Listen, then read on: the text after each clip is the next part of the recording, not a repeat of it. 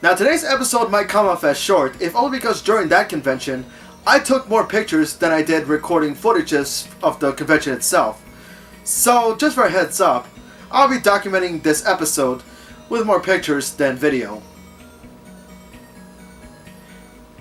After coming off my Japan and Anime Expo trips of 2018, I was suffering through the blues big time that year. However, just weeks right after Anime Expo 2018, there's this one con that I just couldn't miss out, considering that it pertains to my favorite hobby, which is video games. Well, old school video games at that.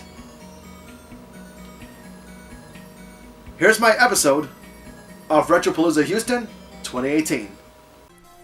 For a decade, I attend conventions for the thrills, the trends, the love for cosplay, and excitement of meeting new friends that share the same interests as I do.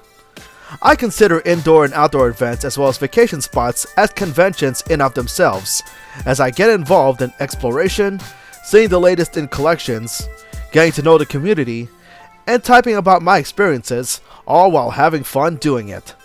These are my stories. I am Musashi X, and welcome to the Musashi X Chronicles CON-umentary.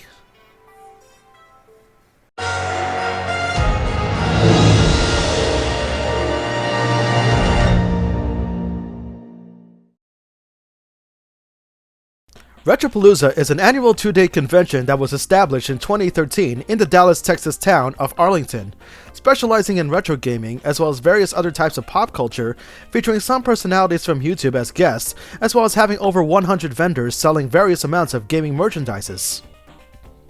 It had gotten so popular very quickly that after its third year, the convention would establish its brother convention, Retropalooza Houston, and host its first year in 2016 in the Houston, Texas outskirts of Pasadena.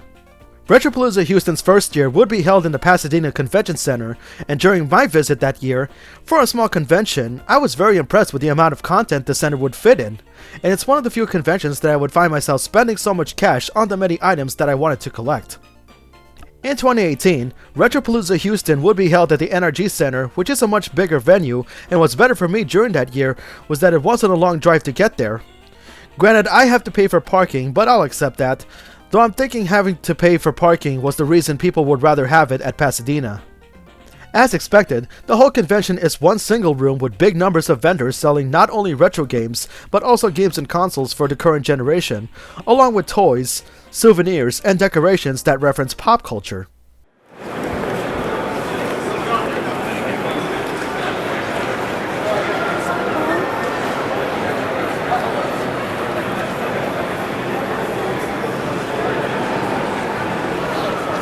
Oh, nice. Too sweet. You're watching more of G1 tonight? Yeah. Oh, yeah.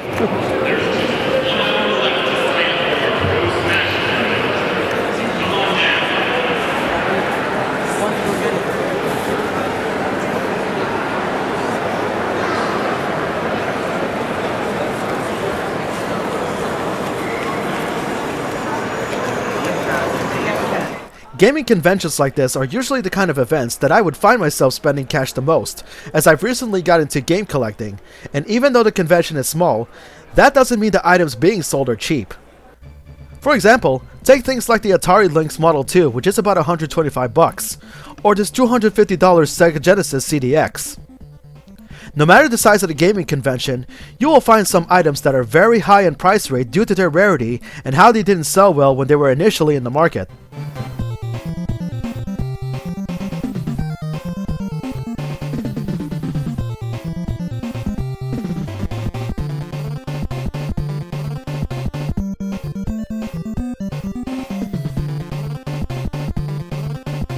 Another nice feature of the convention is that aside from vendors selling games, there are also dealers that would sell game-related art pieces, whether it be paintings, cross-stitching art, or this unique butterfly picture designs.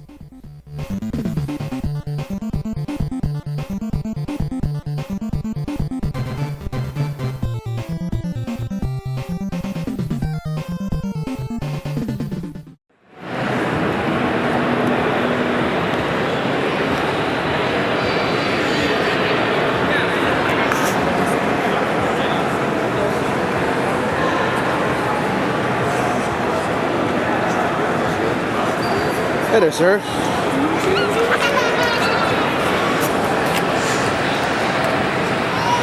Yeah, feel free to take pictures.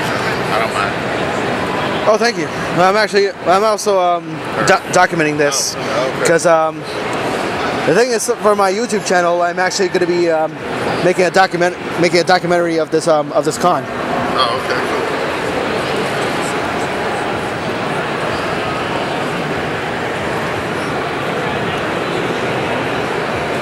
And it's definitely the one con I'll definitely recommend to a lot of people that would love old school stuff or like pop gaming and pop culture and whatnot.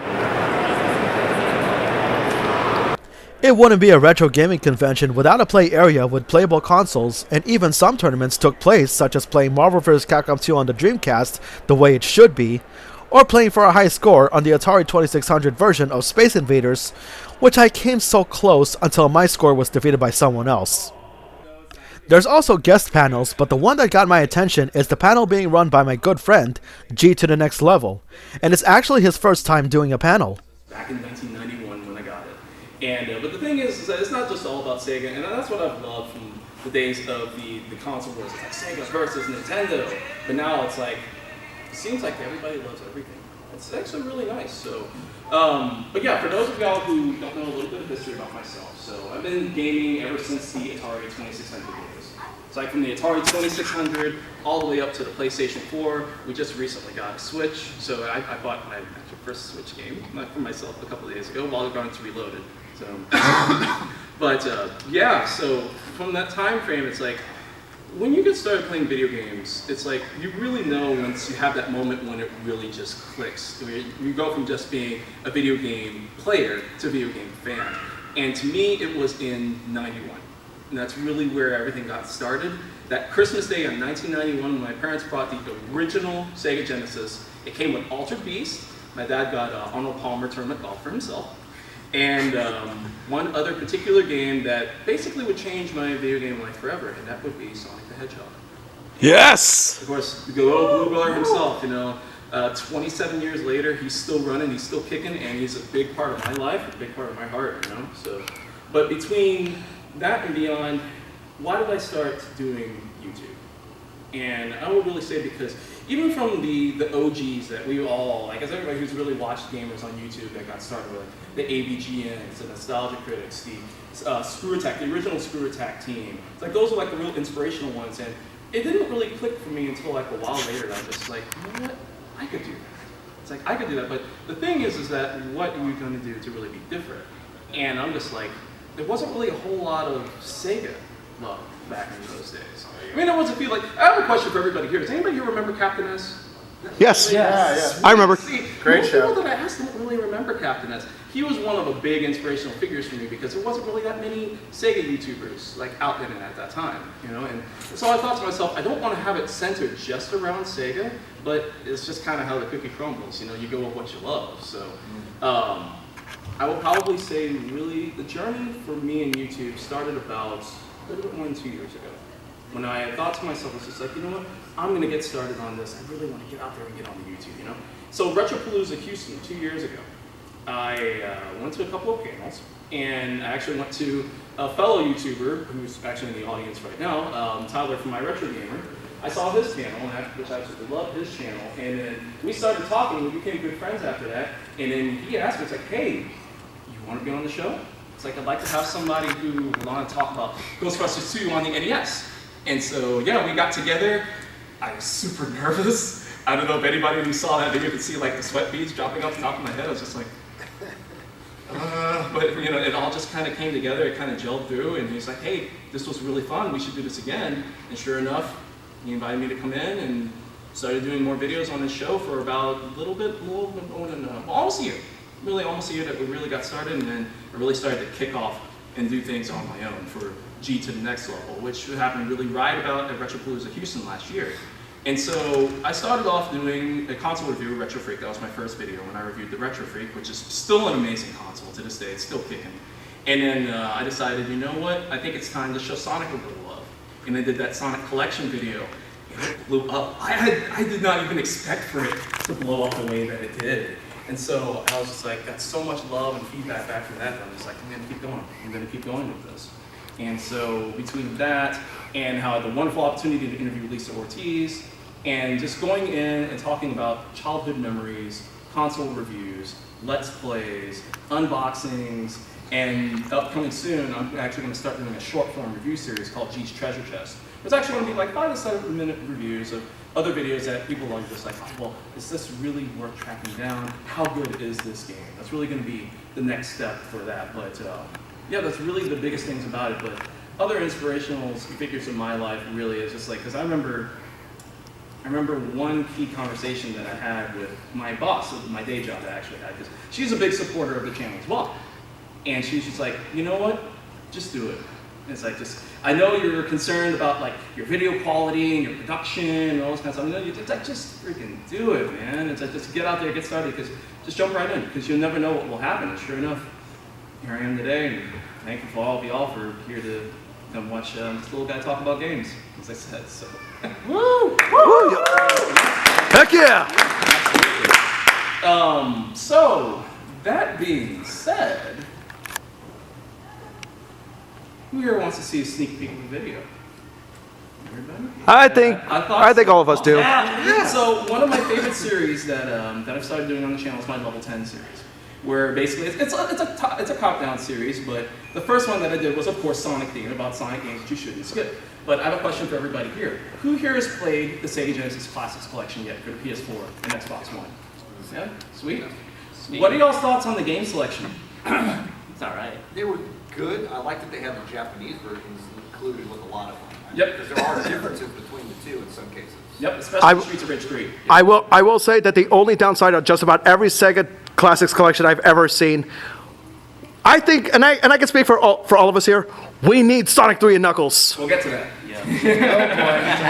We'll definitely get to that. But yeah, so as what Michael was saying, you know, I had the same thought.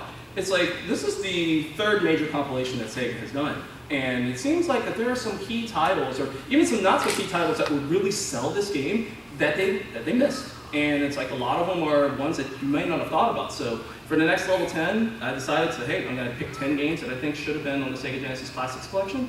And you guys are going to get a good sneak peek at it. So here we go.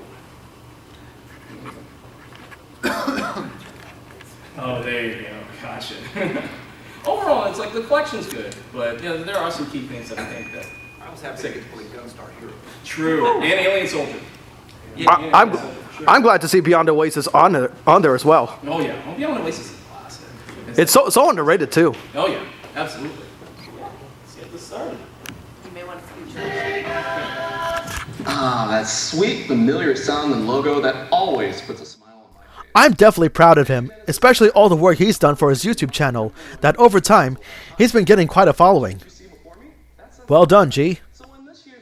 Then there's the Cosplay Contest, which I didn't take much photos of, but the cosplays I've seen are very good, which made the competition very tough, especially with prize money being involved.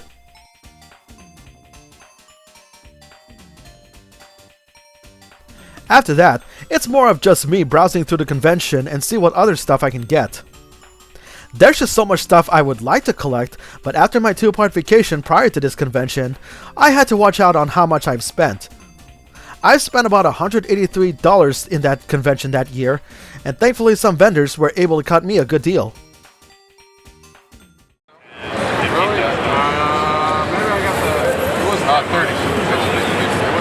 Yeah, look at all them Atari Jaguar games right here. And there's also some arcade buttons.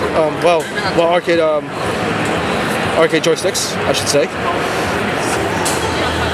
One for like the Sega City Astro, the Neo Geo Mvs. And speaking of the Neo Geo, here it is, the actual. It's impossible to tell from a picture, but here's the actual Neo Geo AES. An absolute steal. The way I came across these, Ooh, 650.